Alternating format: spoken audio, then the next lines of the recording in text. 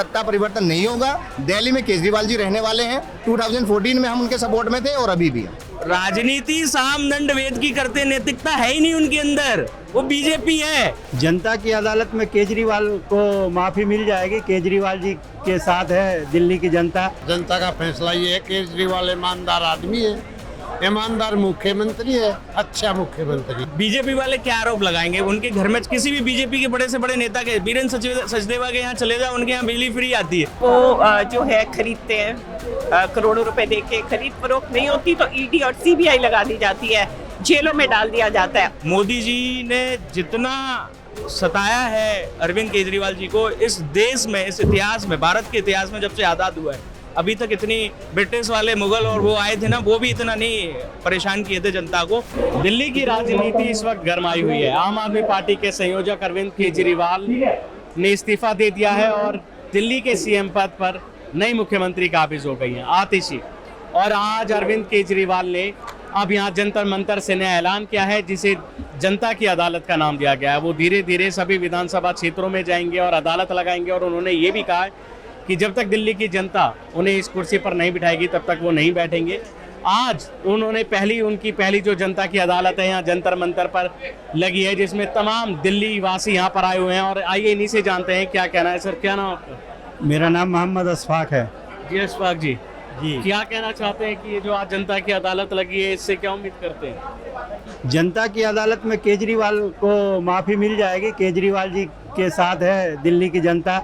दिल्ली की जनता केजरीवाल जी के साथ इतना है कि इसको चौथी बार फिर मुख्यमंत्री बनाएंगे। उन पर तो आरोप लगे हुए हैं। आरोप तो लगाने वाले पे इतना आरोप है, वो अपने आरोप को छुपाने के लिए केजरीवाल जी पर आरोप लगा रहे हैं। और इनसे क्या उम्मीद करते हैं जो नई सीएम बने? आप इसी निभा पाएंगे? देखिए, इनसे उम्मीद ये है कि काम करेगी। बाकी मुझे इतना पता है कि यहाँ का एलजी, यहाँ की मोदी सरकार और यहाँ का वो जो छापा मारता है, क्या बोलते हैं उसको, ईडी, वो इसको भी नहीं चलने देंगे। मुझे पता है, अब तो दिल्ली की जनता को सब पता चल गया है कि केजरीवाल जी के साथ मोदी सरकार क्या कर रही है, मोदी जी कितना अन्याय कर रही है।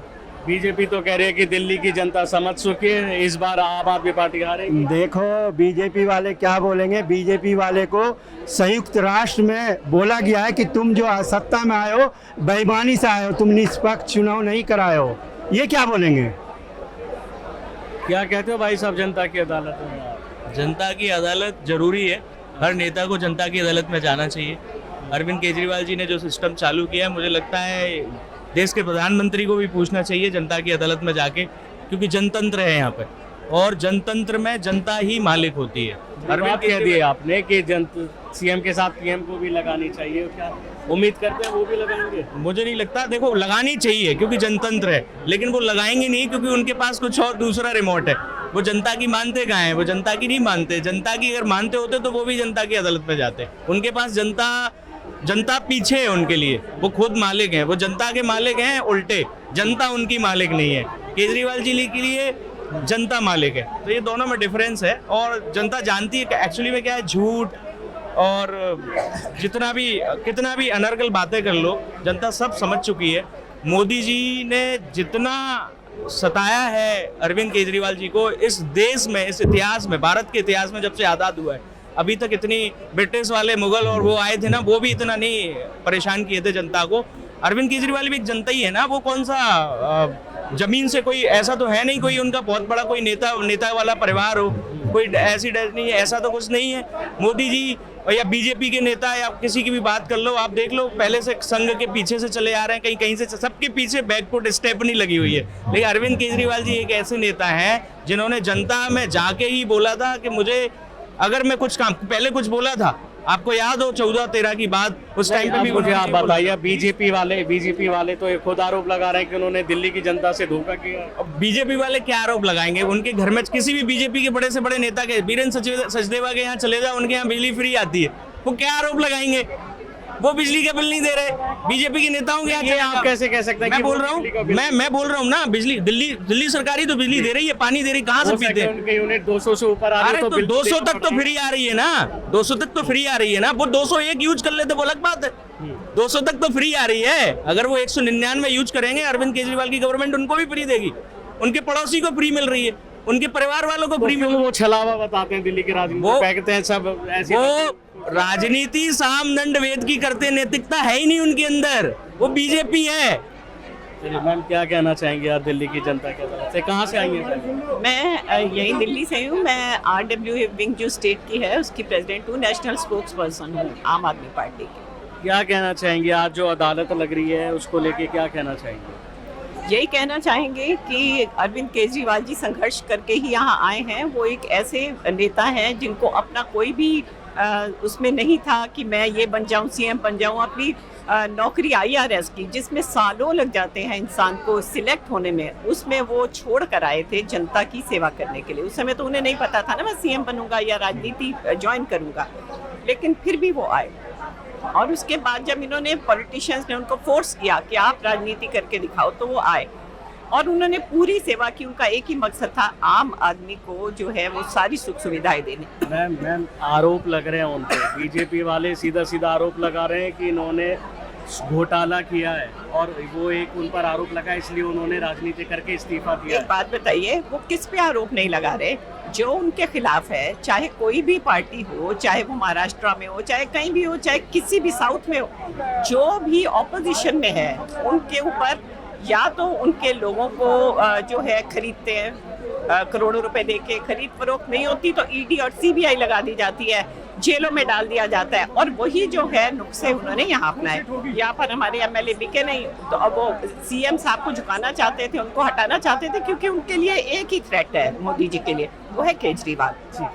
मैम क्या कहना चाहेंगे? आतिशी जी से उम्मीद है कि वो वैसे ही काम करेंगी जैसे जी बिल्कुल वो वैसे ही काम करेंगी, क्योंकि आम आदमी पार्टी के लिए और आम आदमी के लिए आतिशी जी ही सही है, राइट है। अच्छा, ऐसा तो नहीं है कि CM पद पे आतिशी जी आ गई हैं और काम केजरीवाल जी करेंगे? जी नहीं, ऐसा नहीं है। बीजेपी वाले ये आरोप लगा रहे हैं कि रिमोट की सरकार जी है। कौन आरोप नहीं लगाता, ये बताइए। एक दूसरे पे आरोप ही लगते हैं और कुछ नहीं है। ये पीछे यहाँ पे जनता आई हुई है, जनता दरबार है।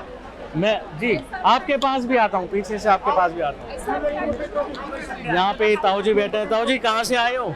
नजफगढ़ से आए भाई। अच्छा, क्या कहना चाहते हो? क्या उम्मीद है आज जनता की अदालत में? वो तो जनता की अदालत में जनता का फैसला है। जी क्या फैसला है? जो भी सुने हैं, जो कह रहे हैं, क्या फैसला है जनता का फैसला ये है, केजरीवाल ईमानदार आदमी है, ईमानदार मुख्यमंत्री है, अच्छा मुख्यमंत्री है। आप मानते हैं ईमानदार है? हाँ। तो ये बीजेपी वाले क्यों कहते हैं कि दिल्ली की जनता ने CM केजरीवाल और आम आदमी पार्टी को नकार दिया है? CM केजरीवाल को जनता ने नहीं नकारा है, बीजेपी वालों ने नकारा है। जनता ने बिल्कुल नहीं नकारा है। वो कहते हैं कि अब ये सरकार नहीं टिकेगी, अब दिल्ली में बीजेपी की बनेगी। ये दिल्ली में जो जनता बनाएगी उसी की बनेगी, और जनता केजरीवाल को पूर्ण बहुमत से फिर से CM बनाएगी। आम आदमी पार्टी पे आरोप लगते हैं, क्या कहना चाहेंगे उनके? आरोप सारे के सारे आरोप जो हैं झूठे हैं, बेबुनियाद है। आरोप तो सीता मैया पे भी लगा था। सर आप तो बोलेंगे आप आम आदमी पार्टी के कार्यकर्ता है, जनता क्या नहीं, अब यही बोल- आम आदमी पार्टी का एक एक कार्यकर्ता भी बोल रहा है और दिल्ली की जनता भी बोल रही है। अच्छा, हाँ जी। चलिए इनसे भी बहुत लोग बैठे हैं। जी भाई साहब कहाँ से आए? सर मैं ईस्ट गोकलपुरी दिल्ली से आया, क्या नाम? आज़ाद सैनी। आजाद जी, आपको लगता है कि क्या आप दिल्ली की राजनीति में बड़ा उलटफेर होगा या नहीं? निश्चित रूप से सर उलटफेर हो चुका है, लेकिन उलटफेर मैं इसलिए कह रहा हूँ, क्या बीजेपी आएगी या नहीं आएगी? नहीं क्योंकि वो सर। आरोप हमलावर है। अगर आप ये सवाल पूछ रहे हैं कि बीजेपी सत्ता में आएगी तो मुश्किल है। मैं कह रहा हूँ अगर 100 साल भी अगर प्रयास करे बीजेपी नहीं आएगी, बशर्ते केजरीवाल जी थोड़ा सा सुधार कर लें, जो वादे उन्होंने किए हैं उसको वो पूरा करें। मुझे यहाँ कोई ऐसा कार्यकर्ता मिला है जो अपने ही काम में जो सुधार की बात करते हैं, वरना हर कोई बता सकता किस किस चीज़ की सुधार की जरूरत होगी आम आदमी पार्टी में, जरा मैं काम। अच्छा, पहले सर मैं ये बताना चाहता हूँ कि केजरीवाल जी ने किया क्या है। राजनीति में आने के बाद में जो गरीब तबका है, मिडिल क्लास फैमिली है, वो पूरी सेटिस्फाई है।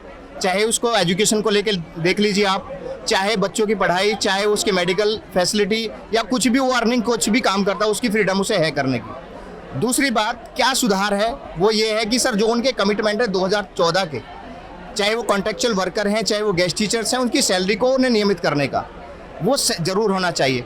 आप वर्ल्ड क्लास लेवल पे राजनीति कर रहे हैं, इंडियन जो एजुकेशन है वो वर्ल्ड लेवल पे चल रही है, लेडीज़ की सिक्योरिटी है वो वर्ल्ड लेवल पे है, बस सिर्फ इतनी कमी है थोड़ी सी, वो ये कि गेस्ट टीचर्स और जो कॉन्ट्रेक्चुअल वर्कर हैं जिनको उन्होंने वादे किए थे हम इन्हें परमानेंट करेंगे, रेगुलाइज करेंगे, जो नियम के अधीन आता है वो इक्वल पे जरूर हो जाना चाहिए। बाकी मैं कहूँगा सर सत्ता परिवर्तन नहीं होगा। दिल्ली में केजरीवाल जी रहने वाले हैं, 2014 में हम उनके सपोर्ट में थे और अभी भी हैं।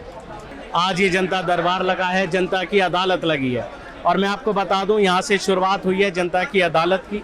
आज अरविंद केजरीवाल यहाँ पर आ रहे हैं और पहली जनता की अदालत लगाने वाले हैं। वो दिल्ली के सभी इलाकों में, सभी विधानसभा क्षेत्रों में लगाएंगे और देखना होगा कि इस दौरान जनता उन्हें क्या कहती है, जनता क्या उनसे उम्मीद लगाती है या फिर जनता उन्हें नकारती है।